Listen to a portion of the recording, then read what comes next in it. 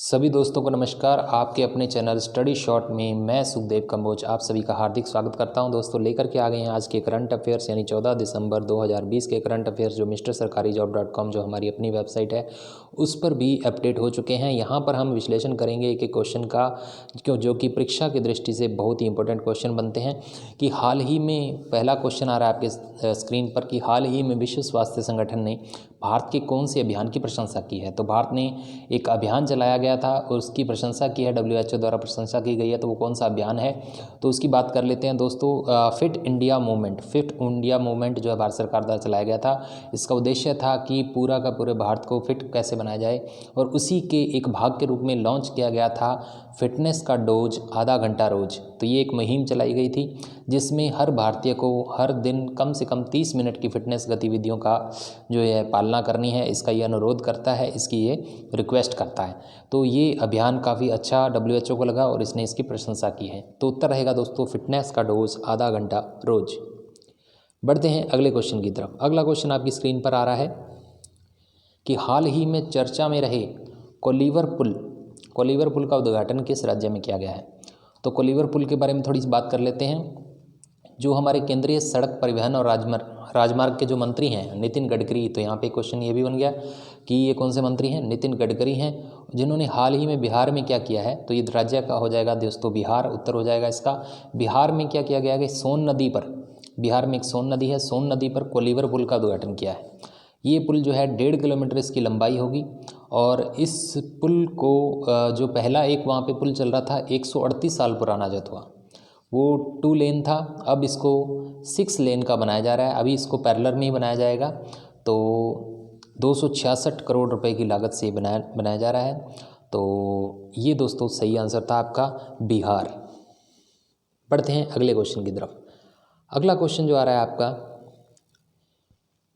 किस भारतीय दूरसंचार कंपनी ने दुनिया का पहला उपग्रह आधारित नैरो बैंड जो है वो IoT नेटवर्क की शुरुआत की है। तो दोस्तों भारतीय कंपनी है ये और ये काफ़ी अच्छी इसमें क्वेश्चन ये इसलिए बन जाता है क्योंकि ये क्वेश्चन जो है ये दुनिया का पहला है। तो दुनिया की पहला उपग्रह आधारित नैरो बैंड की शुरुआत की गई है जो कि एक भारतीय कंपनी द्वारा की गई है। तो कंपनी का नाम है दोस्तों BSNL, भारत संचार निगम लिमिटेड, इसका सही आंसर हो जाएगा। इन्होंने क्या किया है, ये कनेक्टिविटी सॉल्यूशन कंपनी एक स्काइलोटेक इंडिया के साथ में मिलकर के BSNL ने क्या किया है, उपग्रह आधारित यानी सैटेलाइट आधारित एक नैरो बैंड नेटवर्क जो है लॉन्च किया है। तो ये सैटेलाइट जो है ग्राउंड इंफ्रास्ट्रक्चर जो ऑलरेडी BSNL का है उससे कनेक्ट कर दिया जाएगा। तो जिससे पहले इसका ट्रायल जो है पहले से किया जा चुका है भारतीय रेलवे में और मछली पकड़ने वाले जहाज़ों में इसको टेस्ट किया जा चुका है और अब जो है प्रॉपरली इसको लॉन्च कर दिया गया है। तो ये दुनिया का पहला है, तो अपने आप में इसलिए अच्छा क्वेश्चन बन जाता है, भारत के लिए गौरव की बात है। बढ़ते हैं अगले क्वेश्चन की तरफ। अगला क्वेश्चन जो आ रहा है अगेन काफ़ी अच्छा क्वेश्चन बन के आ रहा है। हाल ही में भारत का प्रथम LGBT+ workplace equality index launch किया गया है। इसमें कितनी कंपनी को स्वर्ण पुरस्कार मिला है। तो क्वेश्चन दोस्तों इस तरीके से भी बन सकता है और क्वेश्चन दूसरे तरीके से भी बन सकता है, उस पर हम चर्चा कर लेते हैं। कि पहले तो बात कर लेते हैं कि LGBT क्या है। तो LGBT दोस्तों क्या किया गया है कि भारत के अंदर आपको पता होगा कि पहले नौकरियों के अंदर सिर्फ पुरुष और महिला 2 ही कॉलम हुआ करते थे और उसके बाद से जो LGBT का कॉन्सेप्ट चलाया गया था और उसके बाद अब क्या किया गया है कि आपको LGBT का फुल फॉर्म अपने पहले डिस्कस कर लेते हैं। LGBT क्या है, लेस्बियन, गे, बाइसेक्सुअल और ट्रांसजेंडर जो भी हैं, इन सबको क्या किया गया है अब वर्क प्लेस में जहाँ पे भी नौकरियाँ हैं वहाँ पे इक्वलिटी दी जाती है। तो इसी तरीके का एक इक्वलिटी इंडेक्स लॉन्च किया गया है जिसमें भारत की 2 कंपनियों को जो है स्वर्ण पदक मिला है। तो ये इसने हाल ही में क्या किया, अपने तरह की ये फर्स्ट जो है रिपोर्ट थी LGBT+ नाम से। तो आप इसको ध्यान रखिए, काफ़ी अच्छा क्वेश्चन बनता है।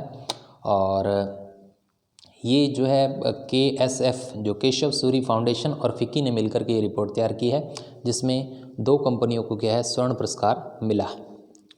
तो LGBT नाम से क्वेश्चन जरूर आएगा आपके एग्ज़ाम के अंदर। अब बात करते हैं कि वर्ल्ड इकोनॉमिक फोरम की स्पेशल मीटिंग 2021 में जो है वो कहाँ आयोजित की जाएगी। तो जनरल क्वेश्चन ये बनता है और काफ़ी बार जो है ऐसे क्वेश्चन आ जाते हैं आपके एग्ज़ाम के अंदर, खास करके अगर आप बैंकिंग की तैयारी कर रहे हैं तो ऐसे क्वेश्चन लाजमी आपसे पूछे जाते हैं। वर्ल्ड इकोनॉमिक फॉर्म से रिलेटेड जो है क्वेश्चन ज़रूर आता है। तो बात कर लेते हैं वर्ल्ड इकोनॉमिक फॉर्म की। तो वर्ल्ड इकोनॉमिक फॉर्म की 2021 की जो मीटिंग है दोस्तों लॉन्च की जाएगी, जो आयोजित की जाएगी वो की जाएगी सिंगापुर के अंदर।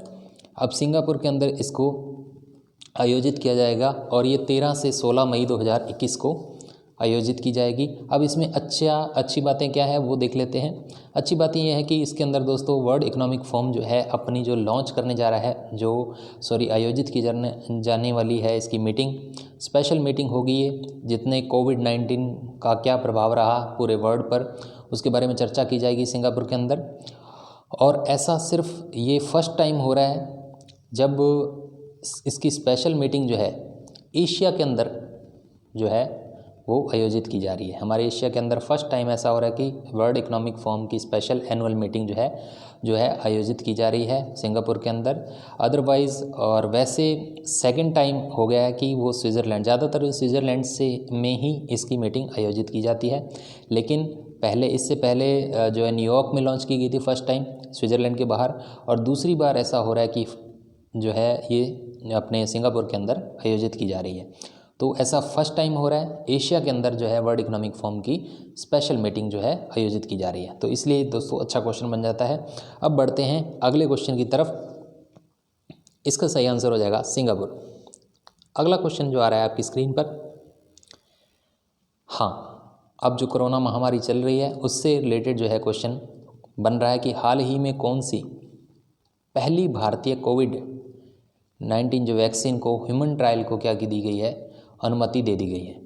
तो ह्यूमन ट्रायल की अनुमति दी गई है। तो ये क्वेश्चन जो है अपने आप में काफ़ी इम्पोर्टेंट बन जाता है कि बहुत सारी वैक्सीनों का अब ट्रायल चल रहा है और जल्द ही आपको वैक्सीन देखने को मिल जाएगी मार्केट के अंदर, लेकिन अभी ह्यूमन ट्रायल के लिए ये देश की पहली ऐसी वैक्सीन है जिसको अप्रूवल मिला है, और ये अपने द्वितीय और तृतीय चरण के लिए फर्स्ट और सेकंड ह्यूमन ट्रायल जो है इसका मिला है। तो ये जो वैक्सीन का नाम है वो है HGCCO19।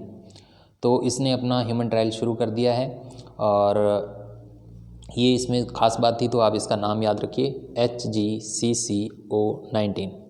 तो इसका आंसर था। अब बढ़ते हैं अगले क्वेश्चन की तरफ। अगला क्वेश्चन क्या आ रहा है आपकी स्क्रीन पर कि हाल ही में चर्चा में बने हुए महाकाली क्षेत्र का संबंध किन दो देशों से है। महाकाली क्षेत्र का संबंध, तो ये अच्छा क्वेश्चन है, इस पे हम थोड़ा डिस्कस कर लेते हैं कि महाकाली क्षेत्र एक्चुअल में है क्या।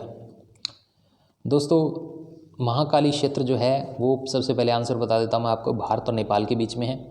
भारत और नेपाल के बीच में ये एक समझौता हुआ था, एक जो है वहाँ महाकाली रिवर है, तो उसके डिस्प्यूट को सॉल्व किया गया था। महाकाली रिवर के जो एरिया के बंटवारे को लेकर के डिस्प्यूट था जो 1996 के अंदर जो है इसको सॉल्व कर लिया गया था।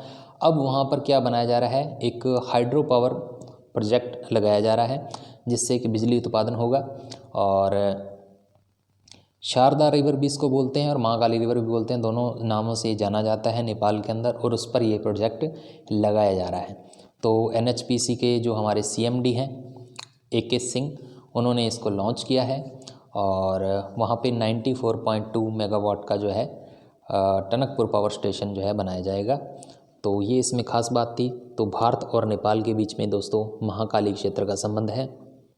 तो ये सारे क्वेश्चन जो बन रहे थे दोस्तों आपकी स्क्रीन पर जो हमने डिस्कस किए, उम्मीद करता हूँ ये सारे क्वेश्चन आपको पसंद आए होंगे, और हम वही क्वेश्चनों को डिस्कस करते हैं जो आपके एग्ज़ाम की दृष्टि से काफ़ी इंपॉर्टेंट होते हैं। अगर आपको वीडियो पसंद आई है तो अपने दोस्तों और मित्रों के साथ ज़रूर शेयर कीजिए और लाइक कीजिए। अगर आप चैनल पर नए हैं तो चैनल को सब्सक्राइब करना ना भूलें। धन्यवाद दोस्तों।